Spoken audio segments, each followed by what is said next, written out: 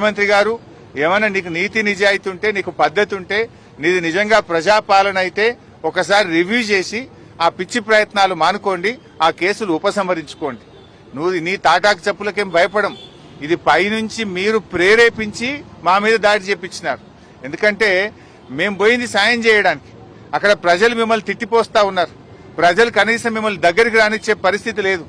ప్రజల తీవ్ర ఆగ్రహానికి గురైనటువంటి మీరు మాకొస్తున్నటువంటి స్పందన, మేము చేస్తున్న పనిని చూసి ఓర్వలేక ఇలాంటి కార్యక్రమాలకు మీరు పాల్పడ్డారు.